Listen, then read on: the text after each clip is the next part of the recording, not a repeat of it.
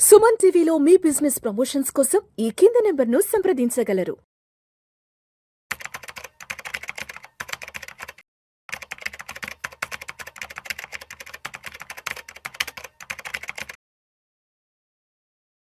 అనిల్ గారు నమస్తే సార్. నమస్తే విష్ణు గారు. Welcome to Vishnu talks and welcome to Suman TV. Thank you అండి. అనిల్ గారు, ప్రధానమంత్రి నరేంద్ర మోదీ గారు 1 సంవత్సరం పాటు బంగారం కొనకండి అని చెప్పారు కదా, ఏంటి దాని వెనుకున్న నేపథ్యం ఏంటి? 1 సంవత్సరం పాటు భారతదేశ ప్రజలు బంగారం కొనకుండా ఉంటే ఎకానమీకి సంబంధించి ఎటువంటి మార్పులు చేర్పులు మనం ప్రత్యక్షంగా చూసే అవకాశం ఉందంటారు? ప్రధాని నరేంద్ర మోదీ గారు గోల్డ్ కొనొద్దని చెప్పినా, అదేవిధంగా 15 సంవత్సరాలకు ముందు యూపీఏ గవర్నమెంట్ ఉన్నప్పుడు చిదంబరం గారు కూడా ఆ గోల్డ్ కొనుగోలును కొంత తగ్గించాలంటూ కూడా వారు కూడా గోల్డ్కి సంబంధించి అనౌన్స్మెంట్స్ ఇచ్చారు. కాబట్టి ఏంటంటే అందరూ చెప్పిన స్టేట్మెంట్ వెనక ఉన్న నేపథ్యం ఏంటి, ఎలా అర్థం చేసుకోవాలి అసలు? అదేవిధంగా ఈ స్టేట్మెంట్ తర్వాత ఎస్పెషల్లీ ఏ కంపెనీల లిస్టెడ్ స్టాక్స్ పెద్ద ఎత్తున ఫాల్ అయ్యాయి అంటారు. తర్వాత ఆయన పిలుపు తర్వాత భారతదేశంలో ఉండే జ్యువెలరీ అసోసియేషన్స్ ఎలా రెస్పాండ్ అయ్యారు అసలు వాళ్ళ వైపు నుంచి? సో ఒకటి ఇంపార్టెంట్ థింగ్ ఏంటంటే, భారతదేశంలో ఈ కారణం ఇంపార్టెంట్. ఇది మోడీ గారు ర్యాండమ్గా చెప్పలేదు ఈ విషయం. సో కారణం ఏంటంటే, మనము వినియోగించేది 700 నుంచి 800 టన్నులు ప్రతి సంవత్సరం బంగారం వినియోగిస్తున్నాము. ఎఫెక్టివ్లీ ఇంపోర్ట్ చేసుకుంటుంది మాత్రం ప్రాబబ్లీ నెలకి కొత్తగా 40 టన్నులు పర్ మంత్ అనుకున్నా కానీ ఒక 500 టన్నుల వరకు, 400 నుంచి 500 టన్నులు మనం ఇంపోర్ట్ చేసుకుంటున్నాం. ఇలాంటి పరిస్థితుల్లో ఏంటంటే డొమెస్టిక్ ప్రొడక్షన్ ఓన్లీ ఒక 70-80 టన్నులు మాత్రమే ఉంది. ఇది మన ఇంపోర్ట్ బాస్కెట్లో హ్యూజ్ వాల్యూమ్ అవుతుంది. ఒక టన్నుకి 150 కోట్ల రూపాయలు దగ్గర. సో 150 కోట్ల రూపాయలు అంటే $10 మిలియన్ ఎవ్రీ టన్. ఓకే, ఆ లెక్కన మనము 500 అనుకున్నా కానీ 7.5 లక్షల కోట్లు దగ్గర we are only spending money on బంగారం ఇంపోర్ట్స్. దాని మీద నుంచి క్రూడ్ ఆయిల్ చూసుకోండి, అండ్ ఇది చూసుకుంటే ఈ రెండు వల్ల డాలర్స్ పైన, మన విదేశీ మారక నిల్వల పైన చాలా ఎఫెక్ట్ పడుతుంది. మనము పెంచాల్సింది లైక్ 2-3 ఇయర్స్ బ్యాకే, 2 ఇయర్స్ బ్యాకే మనం $700 బిలియన్ విదేశీ మారక ద్రవ్యాలు ఉండే. అక్కడ నుంచి ఇప్పటివరకు అంతా బాగుంది ఉంటే మన దగ్గర 900-1000 కోట్లకు వెళ్ళాల్సింది 700 నుంచి ఇప్పుడు 660, 670 దగ్గరికి వెళ్తున్నాం. ఎందుకు రీజన్ అంటే బంగారం ప్రైస్ పెరిగింది, డాలర్ వాల్యూ పెరిగింది, బంగారం ఇంపోర్ట్ పెరిగింది, క్రూడ్ ఆయిల్ ప్రైస్ పెరిగింది, క్రూడ్ ఆయిల్ ఇంపోర్ట్స్ పెరిగాయి, కన్జంప్షన్ పెరిగాయి. ఇన్ని దెబ్బలు తగులుతున్నప్పుడు ఏంటంటే కొంచెం ఇంపాక్ట్ తగ్గడానికి ఈ బంగారం 1 సంవత్సరం కొంచెం తక్కువ కొనండి అంటే, తక్కువ కొంటే ఆబ్వియస్లీ డిమాండ్ తగ్గుతుంది, ఇంపోర్ట్స్ తగ్గుతాయి. ఇంపోర్ట్స్ తగ్గితే మన ప్రభుత్వం మీద ఈ ద్రవ్య నిల్వలపైన, ఎస్పెషల్లీ ఫారిన్ రిజర్వ్స్ ఏవైతే ఉన్నాయో వాటి మీద ప్రెషర్ తగ్గుతుంది. ఆర్బీఐ వేరే వాటి మీద ఫోకస్ చేసి ఎక్స్పోర్ట్స్ ఎట్లా పెంచుకోవాలో వాటి మీద చేయొచ్చు. లేకపోతే ఆర్బీఐ యొక్క ఎనర్జీ మొత్తము ఓన్లీ రూపీని డిఫెండ్ చేయడానికే పోతుంది, డాలర్ని మేనేజ్ చేయడానికే పోతూ ఉంది.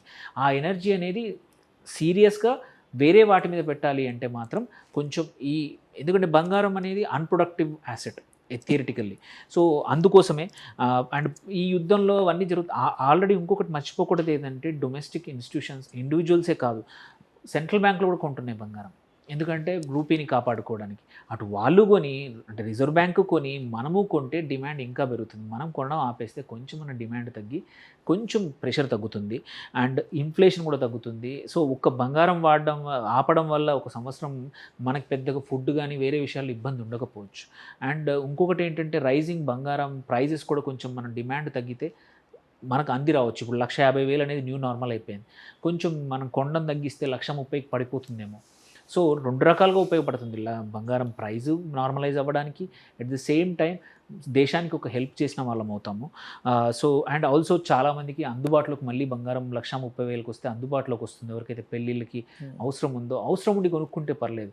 కానీ ఇప్పుడు చాలామంది ఏంటంటే ఇన్వెస్ట్మెంట్ ఉద్దేశంతో ఇష్టం వచ్చినట్టు, అసలు యాక్చువల్లీ లాజిక్ ఏంటి, బంగారం ప్రైస్ పెరిగినప్పుడు డిమాండ్ తగ్గి ఇంపోర్ట్స్ తగ్గాలి. బట్ ఆపోజిట్ జరుగుతుంది. ఎందుకంటే అందరూ ఇన్వెస్ట్మెంట్ యాసెట్ లాగా స్పెక్యులేషన్కి వెళ్ళిపోతున్నారు.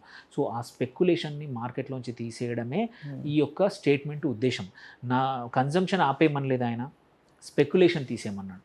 సో అందుకే మనం చూస్తున్నాము సడన్గా ఏమైంది, ఈ చెప్పిన కారణాల వల్ల మార్కెట్స్ కూడా స్పూక్ అయ్యాయి, భయపడ్డాయి.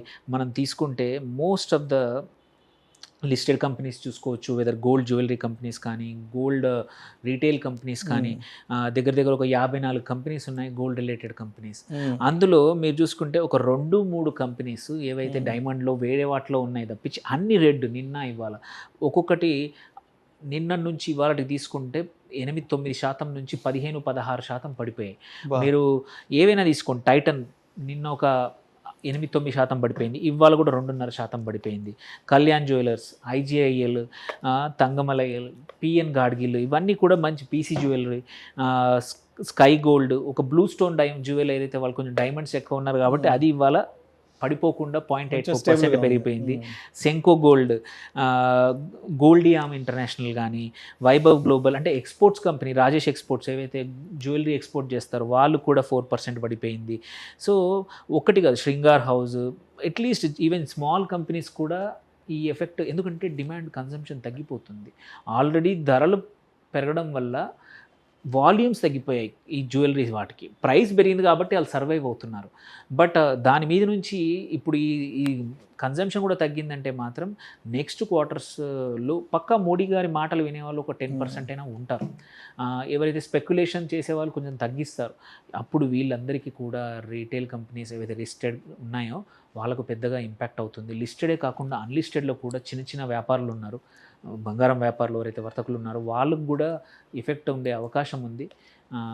సో ఇది గోల్డ్ ఇండస్ట్రీకి మాత్రం ఇది నిజంగానే ఇంప్లిమెంట్ అయ్యి చాలామంది కొనడం మానేస్తే మాత్రం ఒక పెద్ద కార్మికుల నుంచి, రీటైల్ నుంచి, లిస్టెడ్ స్పేస్లో ఉన్న పెద్ద కంపెనీస్కి కూడా ఇది ఒక పెద్ద ఇబ్బంది.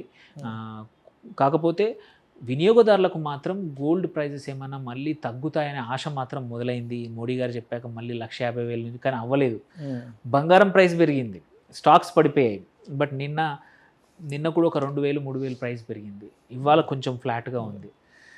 అండ్ ఇప్పుడు ఒక కామన్ మ్యాన్కి వస్తున్న మరొక ఆలోచన ఏంటంటే, మోడీ గారు బంగారం కొనొద్దన్నారు కదా, సిల్వర్ కొనొచ్చా అంటూ కూడా మళ్ళీ కొంతమంది ఇలాంటి ప్రశ్నలు తలెత్తుతున్నాయి. కాబట్టి ఏంటి అంటే బంగారం వరకు పక్కన పెట్టేసి సిల్వర్ కొనుక్కోవచ్చా? So it's a very good question actually. Otherwise also silver actually మంచి కొనుక్కోవచ్చు అని రీసెంట్గా మొన్నటి వరకు మనం సిల్వర్ డౌన్ ఎంతవరకు వస్తుందని అన్నాము. బట్ ప్రపంచవ్యాప్తంగా అందరూ అనలిస్టులు కానీ స్పెక్యులేషన్ ఏంటంటే సిల్వర్ మళ్ళీ కొంచెం పెరుగుతుంది. అండ్ దాని తగ్గట్టే మీరు చూసుకుంటే సిల్వర్ నిన్న కొంచెం ఈ లాస్ట్ ఫ్యూ డేస్ పెరిగింది, ఇవాళ మాత్రం కొంచెం ఒక 1%.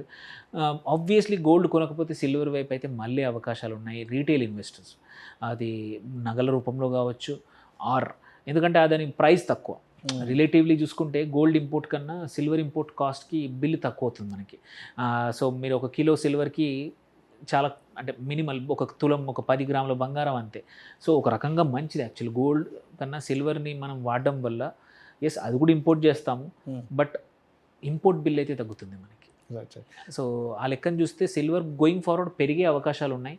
ఎందుకంటే ఈ ఇబ్బందుల వల్ల గోల్డ్ మనకి ఇంకోటి డబుల్ రకాలు గోల్డ్ పెరగడం మన కేసులో ఇంటర్నేషనల్ మార్కెట్లో పెరుగుతుంది, సైమల్టేనియస్లీ మన రూపీ కూడా 95 హిట్ అయింది. సో ఇండియన్ వినియోగదారులకి గోల్డ్ ఎక్కువ రేట్కి మనకి ఇంటర్నేషనల్ మార్కెట్ కన్నా చేయాల్సి వస్తుంది ఎఫెక్టివ్లీ. సో గోయింగ్ ఫార్వర్డ్ ఇది డిమాండ్ తక్కువ చేస్తుంది అనేది మాత్రం అనిపిస్తూ ఉంది. మోడీ గారి తర్వాత ఇంకా తగ్గచ్చు. ఓన్లీ థింగ్ ఏంటంటే స్పెక్యులేషన్ పోతుంది, కన్సంప్షన్ అట్లాగే ఉంది. సో అనిల్ అంటే ఇప్పటివరకు మనం ఫిజికల్ గోల్డ్ గురించి, ఆ ఫిజికల్ గోల్డ్ అమ్మే వ్యాపారస్తులకి రాబోయే ఇబ్బందుల గురించి మాట్లాడుకుందాం. అండ్ ఒక్కసారి మనం ఈటీఎఫ్లు, ఈ మ్యూచువల్ ఫండ్స్, తర్వాత ఈ గోల్డ్ బీసీ వీటి గ్రాఫ్ ఎలా ఉంది? సో అవి మాత్రం ఆల్రెడీ ఎప్పుడైతే January 31 మార్కెట్స్ హిట్ అయ్యి తర్వాత పడిపోయాయో వాటి యొక్క ఫ్రెష్ ఇన్ఫ్లోస్ తగ్గాయి. అంతకుముందు ఒక 1 year గోల్డ్ ఈటీఎఫ్లు కానీ, gold mutual funds, fund of funds కానీ చాలా ప్రతి మంత్ అవి they were the number 1 mutual funds for some time, they were the number 1 ETFs for some time. ఇప్పుడు మనం మార్చ్లో, ఏప్రిల్లో తీసుకుంటే డేటా అవి మళ్ళీ 2nd, 3rd పొజిషన్కి వెళ్ళిపోయినాయి. సో ఇప్పుడు దీని తర్వాత ఇంకా కొన్ని రోజులు, ఎందుకంటే అట్లాంటి వాళ్ళు ఎవరైతే ఇన్వెస్ట్ చేస్తారో ఈటీఎఫ్ల్లో కానీ ఫండ్ ఆఫ్ ఫండ్ స్పెక్యులేషన్తో ఇన్వెస్ట్మెంట్ కోసం చేసేవాళ్ళు, ఇలా మార్కెట్ పరిస్థితులు ఇలా ఉన్నప్పుడు కంపల్సరీ గోల్డ్ తగ్గచ్చు అని అనుకునే వాళ్ళు ఇమ్మీడియట్గా అడిషనల్గా పెట్టకపోవచ్చు. సో వాటిని ఎక్కువగా ప్రపోర్షనల్గా లాస్ట్ ఇయర్లో ఉన్నంత గ్రోత్ అయితే ఈటీఎఫ్ల్లో లేదు, గోల్డ్ ఈటీఎఫ్ల్లో కానీ సిల్వర్ ఈటీఎఫ్లో. ఎవరైతే మధ్యలో స్పెక్యులేషన్ కోసం పెట్టారో వాళ్ళు కూడా విత్డ్రాల్ చేశారు. సో ఇప్పుడు ఈక్విటీ మార్కెట్స్ వైపు ఎక్కువ మంది చూస్తూ ఉన్నారు. అండ్ ఇప్పుడున్న పరిస్థితుల్లో ప్రాబబ్లీ దట్ ఈస్ బెటర్. ఎందుకంటే ఈ మోడీ గారు ఇచ్చిందనే కాకుండా జనరల్ కూడా బంగారం ప్రైజింగ్ ఒక 6 months వరకు అంత పెద్దగా పెరగకపోవచ్చు. Right sir thank you so much Anil garu. Thank you అండి.